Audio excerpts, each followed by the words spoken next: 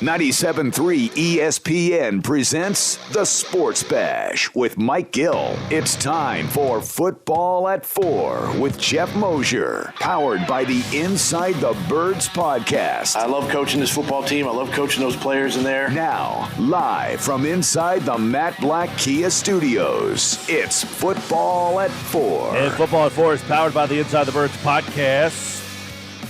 And brought to you by PlaySugarHouse.com. Sign up now. They'll match your first deposit up to $250. Go to PlaySugarHouse.com. Win real money with their sports book along with casino games from the comfort of your homes. Must be 21 or older to play. Gambling problem? Call 1-800-GAMBLER. Geoff Mosher from the Inside the Birds podcast is going to join us here for Football at 4 in just a minute. Mike Gill and Hunter Brody. We talk about styles making the fights. Their style, their offensive line issues, which, you know, it's funny. We had Baldy on today, and he's saying offensive line issues. I don't think they had offensive line issues. He said, we had him on back in the first hour. Take a listen to what Baldy said when we asked him about the offensive line and up front. It wasn't one-on-one pass blocking wasn't the issue. It was everything else was an issue. The scheme, holding the ball too long, dropping back 50 times, just giving these guys a chance. Del Rio was good in some of his calls. They won the down. They were 8 deep on the defensive line. They kept those guys fresh. And so they got a lot of chances to rush the quarterback. That was Brian Baldinger earlier today. I mean, he really said he didn't really put a lot of blame on Driscoll and Herbig. Take a listen. Jack Driscoll played really well. Nate Herbig, never played an NFL game before, did just fine. There was a lot of other issues. I mean, Carson Wentz did get hit 14 times. They did drop back to throw it 50 times. He was sacked 8 times. But it wasn't, Jack Driscoll getting beat by Chase Young or Ryan Kerrigan. I mean, there were protection issues. There were some bizarre plays like Corey Clement coming to help out Jason Peters and chipping Chase Young, and he spins off Peters and gets a sack. So that was Brian Baldinger earlier today, Geoff Mosher. He did not put a lot of blame on the offensive line. He thought Driscoll played really well. In fact, he graded him out to really only have one negative play all day long, and he thought Herbig, for the most part, handled himself. So when we look back at that game, was it more than just the offensive line that everybody seems to be killing? Well, good talk to you, Mike. I think it's, one thing, and I listened to Brian explain it to you. It does sound like he was also grading on a curve, right? He was saying, hey, Jack Driscoll played pretty well for a guy who's never played in the game before and was a 4th-round pick and a rookie, and Nate Herbig also. But some of the things that he did mention that, we can see and people I've talked to can see were problems. I think what Brian was trying to say is these guys were not turnstiles, right? They were not like Winston Justice versus Osi Manura in 2006 or 7, where it was just abuse, and then the McNabb was getting hit. Their problems were not necessarily due to being overwhelmed by the person they're blocking. There were communication issues. There was blitz pickup issues. There were slide protection issues and things that led to and then there was Carson holding on to the ball. But that's not to say that, the offensive line isn't necessarily to blame either. I thought, Jason Peters did not play particularly well and was put on his backside a little bit and gave up some pressures, and Nate Herbig and we have to talk about the running game. There were not great big gaps for these running backs to run through. That's also the offensive line. And look, I had people who I know graded the tape who work in the league and, know the team who would say, Nate Herbig is a backup guard. I mean, he's not a starting guard. And I didn't hear people say that Driscoll played pretty well. But again, played pretty well for a rookie. He wasn't out there giving you what Lane Johnson would give you as far as not just being able to handle a guy, but to drive that guy backwards while you're trying to reset the line of scrimmage. So I understand what Brian's trying to say, that no one individual was such a disaster that's why the game unfolded that way.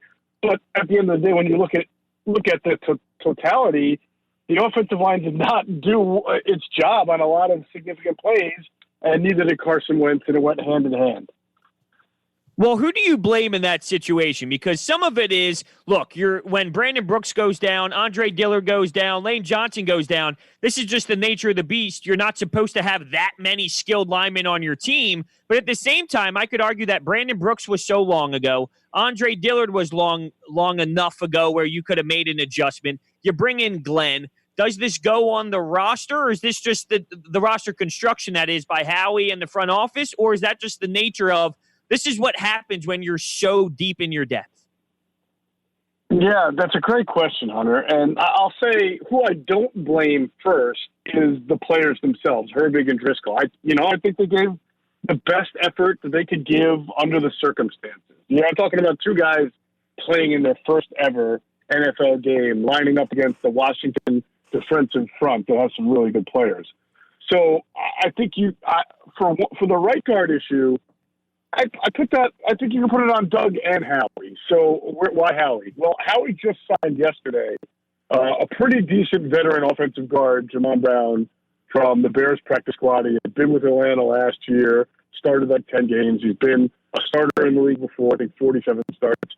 And I have to say, why did it take an embarrassing effort from two guys who've never played and a whole offensive line meltdown for Howie to think that he needed to sign a veteran offensive lineman, when it was pretty clear going into the year that they lacked a veteran offensive lineman with experience like they've had in the past. A couple of 3 years ago, it was Stefan Wisniewski, which was a really smart value one-year signing of a guy who they wound up relying on pretty early in the season to take over for Sayamalu, and then were able to win the Super Bowl. And then the 2 years after that, they were able to bring a guy like Big V off the bench, and he had experience. So why did it all of a sudden click into Howie's head that he should bolster the position at the moment after a really embarrassing effort? Well, I think he should have probably taken care of that coming out of training camp. And then for the coach's staff, nobody. I know I'm not at practice, but nobody can convince me that Nate Herbig was just so much better than Matt Pryor in camp that he deserved to start over Pryor. Now, I've heard that Pryor didn't have a good camp. Okay, well, maybe part of it was because you played him at left tackle for a week and a half when he's never played left tackle in his entire life. Did you put the guy in the best position to succeed? And even if he didn't have the best camp, this is a guy who has experience. He's been out there. He started in a playoff game. Are you telling me that Nate Herbig's camp was so much better than Pryor's that it compensated for the experience factor that was obviously a problem on game day? You saw it in the communication and the continuity there. I have a hard time believing that. I feel like the coaches were not seeing the forest through the trees there and complicated their own decision, maybe overthought it by then putting Nate Herbig in all of a sudden over Matt Pryor. Geoff Mosher, Football at 4, powered by the Inside the Birds podcast. Now, we're talking about Driscoll and Herbig. Driscoll's most likely not going to be out there because Lane Johnson is back. How much does that change the complexion of this offensive line? Oh, it certainly helps. I mean, you have Lane Johnson out there. And like I said, Driscoll, I felt held his own. You're not going to get too many, communication gaps with Lane Johnson in there. And as long as Lane Johnson is 100%, I don't know that, and maybe he'll come back and play at 80%, which is still better, I think, but it may be something to watch if he's got a tender ankle as far as his anchor, as far as his set, how quickly he can get into his sets and everything like that. But he's a tremendous athlete, and if he's healthy enough to play and can play effectively, he's a guy who's going to drive defenders back. I mean, he's going to plant an anchor. He's not going to have communication problems. I mean, he's going to establish a physical force out there. And not only will that help, I think, in pass protection, Mike and Hunter, but I think that would also help get the run game going.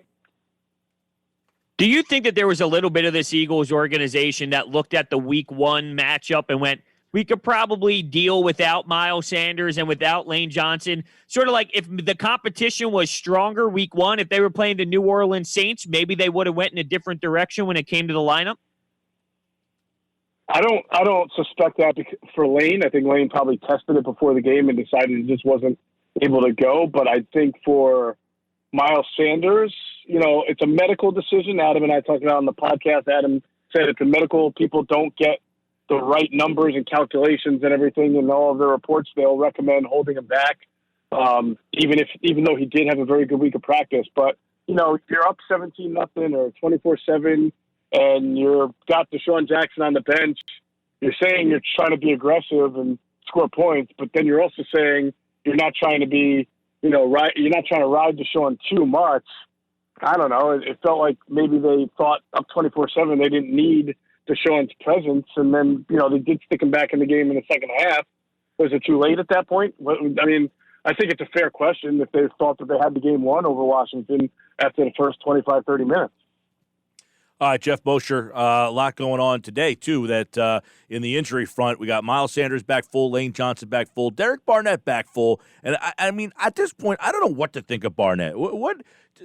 Give us some insight on what we should start thinking about Barnett. I mean, he's been here long enough that you would think you should have some sort of an opinion on him. The only opinion I have is that he's always hurt. Yeah, and it's very weird how he was out early with, I think they were calling it a lower body injury. I think it was an ankle injury. And then somehow a hamstring got involved, even though it was an ankle, and I don't think he was really out there practicing. So I'm not exactly sure what's going on with him, but it's a little bit mercurial in that you just wonder what's going on and when's he going to get on the field. And he's got now 15 games here on the last year of his deal to prove that he can stay healthy and be effective and impactful. They need him. I mean, Vinny Curry is now out. Brandon Graham's in the concussion protocol. I believe, based on my sense, that Brandon's going to be all right and play and pass through. You never know. These guys can have setbacks that are with concussions that they didn't see coming. But so if Brandon starts, who's going to start at opposite end? Josh Sweat, if not Derek Barnett, right? Josh Sweat is a candidate. But as well as Josh Sweat has played, he's also a guy that they've kind of worried about his past knee injuries and how much he can play, and they like him as a situational guy right now, not necessarily the starter. That's why you saw Vinny Curry start in the season opener against Washington.